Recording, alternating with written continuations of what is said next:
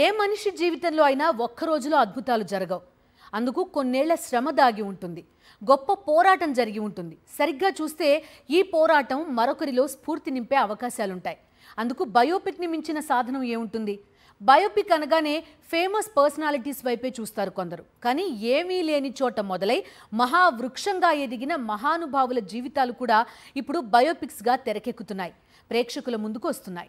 Biopics పేరుతో సినిమాను వ్యాపారం చేసేవారు కొందరైతే, ఏ స్వార్థం లేకుండా నలుగురికి మంచి చేసిన స్వచ్ఛమైన వ్యక్తుల జీవితాలను వెండితెరకెక్కించేది మరికొందరు. వీరికి ఎలాంటి లాభాపేక్ష ఉండదు. కేవలం కామన్ మ్యాన్ క్రియేట్ చేసిన వండర్స్ ను ప్రేక్షకుల ముందుకు తీసుకొచ్చే ప్రయత్నం మాత్రమే ఉంటుంది. ఉమ్మడి ఆంధ్రప్రదేశ్ రాష్ట్రంలోని ఇల్లెందు అసెంబ్లీ స్థానం నుంచి 5 సార్లు ఎమ్మెల్యేగా ఎన్నికైన గుమ్మడి నరసయ్య జీవిత కథ ఇప్పుడు సినిమాగా తెరకెక్కుతోంది.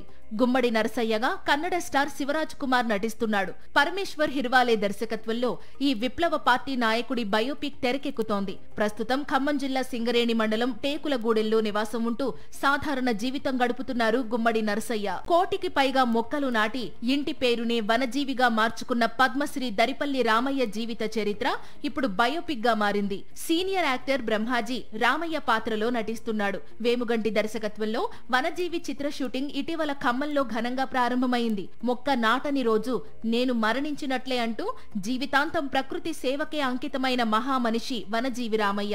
ఆయన జీవితంపై బయోపిక్ రామయ్య చూపిన మార్గం భావితరాలకు ప్రేరణ కలిగించేందుకు అద్భుత ప్రయత్నంగా చెప్పుకోవచ్చు. రాత్రి పగలు అనే తేడా లేకుండా ఆకలి అంటూ తన తలుపు తట్టిన ప్రతి ఒక్కరి కడుపు నింపిన గొప్ప తల్లి డొక్కా సీతమ్మ తల్లి.